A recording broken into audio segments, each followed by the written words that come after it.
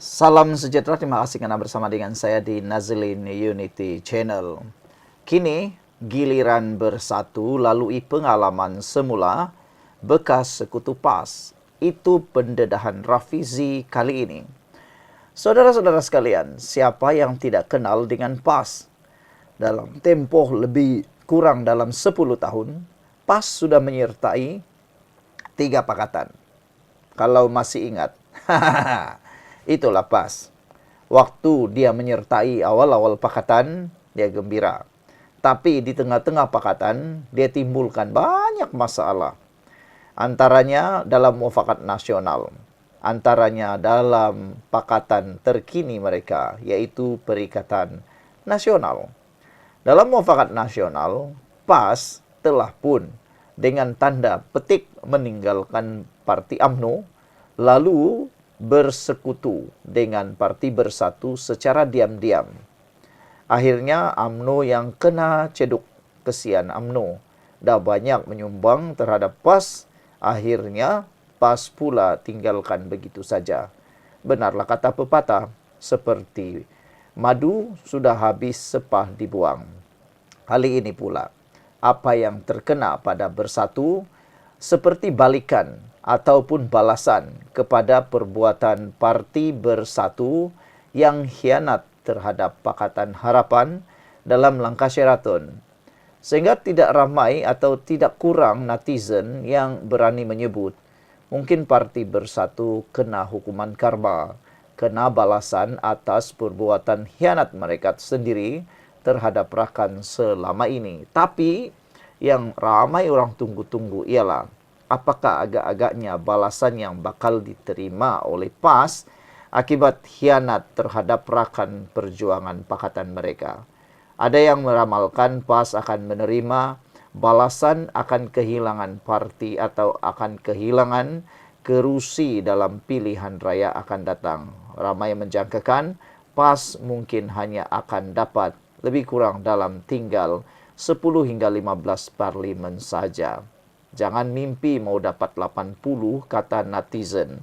Sebelum kita teruskan ulasan daripada Rafizi, giliran bersatu lalui pengalaman seperti semua bekas sekutu PAS, kita tinggalkan dulu komen Anda dalam ruangan komen dengan tanda pagar kami sayang Malaysia, tapi izinkan dulu saya berkongsi pada Anda semua. Mungkin ini jawapan kepada doa Anda selama ini.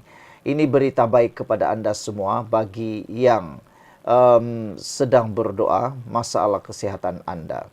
Mungkin ini jawapan yang Tuhan hantar. Ini ialah terapi imun Transfactor for Life. Terapi imun yang meningkatkan daya imun badan kita sehingga 400%. Secara umum dan ringkasnya, terapi imun ini mengajar, mendidik, dan menguatkan serta menyeimbangkan imun badan, sistem imun badan kita. Apabila imun badan kita sudah jadi bijak, kuat, dan seimbang, imun badan kita akan menghapuskan semua akar penyakit, jenis penyakit yang ada dalam tubuh badan kita. Tetapi, apabila imun badan kita lemah, apabila imun badan kita bodoh, apabila imun badan kita tidak seimbang, penyakit bersarang dalam tubuh badan kita. Lalu, ianya akan menyebabkan kita kena penyakit kronik yang tak sembuh-sembuh. Karena imun badan kita tidak bertindak lagi menyembuhkan kita. Terapi imun ini mengajar, mendidik, menguatkan imun badan kita serta menyeimbangkan imun badan kita. Dengan imun badan yang sudah jadi kuat, bijaksana, dan seimbang, imun badan itulah yang akan menghapuskan akar penyakit yang ada dalam tubuh badan kita. Cepat dapatkan produk yang hebat ini melalui nomor telepon saya yang tertera. Produk ini lulus KKM, halal, dan diperakui oleh dokter-dokter di seluruh dunia. Kalau Anda sudah lama berdoa untuk masalah kesehatan Anda, mungkin ini jawaban kepada masalah kesehatan Anda. Saudara-saudara sekalian, perselisihan PAS dengan Bersatu baru-baru ini mengenai dana bukanlah sesuatu yang mengejutkan bagi bekas Menteri Ekonomi Rafizi Ramli. Rafizi berkata partinya sendiri PKR serta parti komponen Pakatan Harapan DAP mempunyai pengalaman yang sama dengan PAS pada zaman Pakatan Rakyat.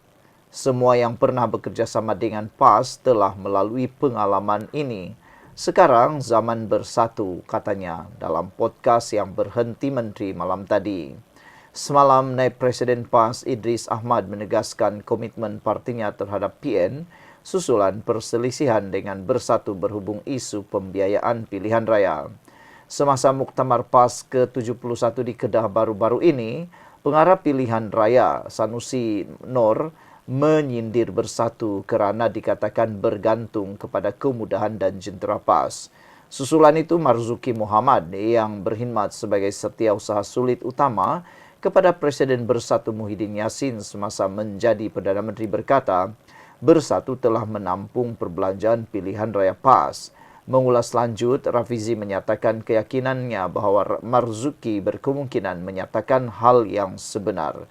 Ini berdasarkan pembekuan dana oleh SPRM dan kemudian merampas beberapa akaun bank berkaitan Bersatu pada tahun 2023. Saya tak terkejutlah kalau bersatu kata mereka bagi wang kepada PAS, tapi sekarang ini masa untuk PAS rasa dia tak lagi perlukan bersatu, katanya. Rafizi menyindir bahawa pemimpin bersatu tidak perlu bersusah payah naik turun mahkamah berhubung isu Jana Wibawa sekiranya tidak membiayai PAS pada pilihan raya umum lalu. Program Jana Wibawa yang diperkenalkan semasa Presiden Bersatu Muhyiddin Yassin menjadi Perdana Menteri. Kes itu dikaitkan dengan pertuduhan salah guna kuasa dan pengubahan wang haram terhadap Muhyiddin manakala Ketua Penerangan Bersatu Wan Saiful Wanjan berdepan pertuduhan rasuah dan pengubahan wang haram. Bulan lalu, Timbalan Ketua Bersatu Segambut Adam Radlan Ahmad Muhammad dibebaskan dan dilepaskan daripada semua 12 pertuduhan rasuah dan pengubahan wang haram yang dikaitkan dengan projek itu berikutan pembayar kompaun 4.1 juta ringgit. Sementara itu, Rafizi menambah, PAS tidak mempunyai sejarah untuk kekal lama dalam mana-mana gabungan politik. Macam mana pun dia akan sampai satu peringkat yang PAS rasa kekuatan dia, kehebatan dia mengatasi semuanya. Jadi orang lain tak penting, katanya lagi. Sekian dulu untuk kali ini. Jangan lupa tinggalkan komen anda untuk isu kali ini. Pada hemat dan fikiran anda, sejauh manakah lagi PAS akan bertahan dalam Perikatan Nasional ini? Bukan bersatu yang harus ditanya. Yang harus ditanya ialah PAS. Perjuangannya sangat mudah. Dulu kita pembangkang, kerja kita membangkang je. Dulu kita luluskan, tapi kerajaan sekarang boleh batalkan. Festival Oktoberfest dulu kita tentang, tapi bila kita memerintah, hak bukan Islam pun kena jaga juga. Macam-macam lagilah, mudah je mentakbir dengan air liur, bla bla bla bla, kata saya anak Malaya. Sekian dulu untuk kali ini. Jangan lupa tinggalkan komen anda. Bye-bye. Salam sejahtera. Terima kasih karena bersama dengan saya di Nazilin Unity Channel. Ini keputusan terkini di Mahkamah Tinggi. Akhirnya Najib kalah satu lagi isu kes di mahkamah. Mahkamah tolak permohonan Najib pindah semakan kehakiman. Mahkamah Tinggi hari ini di Kuala Lumpur menolak permohonan Najib untuk memindah semakan kehakiman bagi memasukkan bukti tambahan yang didakwa membolehkan beliau menjalani baki hukuman penjara secara tahanan di rumah. Isu tentang tahanan rumah Najib masih lagi berjalan. Najib benar-benar mengharapkan supaya beliau dapat ditempatkan segera dalam hukuman penjara di rumah. Namun ramai netizen yang kurang setuju juga. Kata mereka, apa keistimewaan Najib berbanding orang lain? Bagaimana pula dengan pendapat anda semua? Adakah wajar Najib segera dimasukkan di dalam tahanan rumah ataupun penjara di rumah? Atau perlu menjalani hukuman penjara, menghabiskan tempoh beliau di penjara?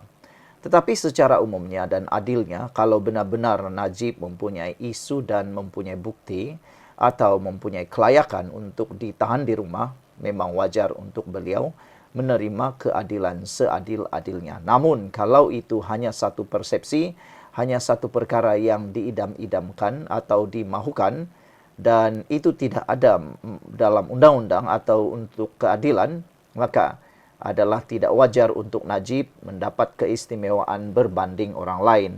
Karena kesalahan yang dilakukan oleh Najib bukanlah kesalahan yang kecil, tetapi kesalahan yang besar membabitkan maruah negara, keuangan negara, dan juga masa depan negara. Saudara, bekas Perdana Menteri itu memohon untuk memasukkan bukti tambahan berkaitan afidavit anak Najib, yaitu Datuk Muhammad Nizar, yaitu surat daripada Majlis Kesultanan Pahang bertarikh 4 Januari lepas yang menyokong kewujudan dokumen tambahan berkenan. Jadi secara umumnya, Mahkamah Tinggi telah pun umumkan untuk menolak permohonan Datuk Seri Najib untuk memenda semakan kehakiman bagi memasukkan bukti tambahan itu. Sebelum kita teruskan ulasan ini, jangan lupa tinggalkan komen anda dengan tanda pagar Kami Sayang Malaysia. Tapi sebelum itu, izinkan dulu saya berkongsi kepada anda semua. Ini mungkin berita baik yang anda tunggu-tunggu selama ini, mungkin jawapan kepada doa anda selama ini. Ini ialah terapi imun Transfer Factor for Life, terapi imun yang meningkatkan daya imun badan kita sehingga 400%. Secara umum dan ringkasnya, terapi imun ini mengajar, mendidik, dan menguatkan serta menyeimbangkan imun badan kita. Apabila imun badan kita sudah jadi kuat, bijaksana, dan seimbang, imun badan kita lah yang akan menyembuhkan kita daripada semua jenis penyakit. Tetapi, imun badan yang lemah, bodoh, dan tidak seimbang akan menyebabkan penyakit bersarang di dalam tubuh badan kita. Apabila penyakit sudah bersarang dalam tubuh badan kita, maka kita kena penyakit kronik. Tapi terapi imun ini mengajar, mendidik, dan menguatkan imun badan kita supaya imun badan kita mampu melawan dan menghapuskan akar penyakit yang ada dalam tubuh badan kita. Cepat dapatkan produk yang hebat ini melalui nombor telefon saya yang tertera. Produk ini lulus KKM, halal, dan diperakui oleh doktor-doktor di seluruh dunia. Kalau anda sudah berdoa bertahun-tahun untuk masalah kesehatan anda, mungkin ini jawaban yang Tuhan hantar untuk anda semua hari ini. Kita sambung lagi cerita tentang Najib kalah di mahkamah ini. Hakim Alice Loke Yi Ching ketika membacakan keputusan berkenan berkata, permohonan pindaan bukan sekadar bertujuan mengemaskini fakta, sebaliknya mewujudkan tindakan undang-undang baharu. Sebaliknya, katanya, terdapat dakwaan baharu cuba dimasukkan melalui fakta ini, sedangkan perkara tersebut telah digantikan dengan pemberian kebenaran bagi semakan kehakiman untuk membolehkan perkara ini dinyatakan, yang menuntut jawapan daripada responden dan jelas boleh memprejudiskan mereka. Bagi hal menyentuh fakta, kedua-dua afidavit Muhammad Nizar yang telah dibenarkan untuk dimasukkan sebagai keterangan adalah memadai. Justru, in clause 98, permohonan untuk pindaan ditolak, katanya lagi. Sementara itu, Mahkamah turut menolak permohonan perintah larangan bersuara oleh Jabatan Peguam Negara bagi menghalang mana-mana pihak daripada membincangkan isu berkaitan permohonan semakan difailkan Najib. Saya berpendapat pengeluaran perintah larangan gag order tidak akan mengundang risiko nyata terhadap keadilan perbicaraan, katanya lagi. Hakim berkata sudah wujud langkah alternatif menangani kebimbangan yang menjadi asas permohonan perintah larangan berkenan. Sekian dulu untuk kali ini. Jangan lupa tinggalkan komen anda, tekan butang subscribe, dan kita jumpa lagi. Bye-bye.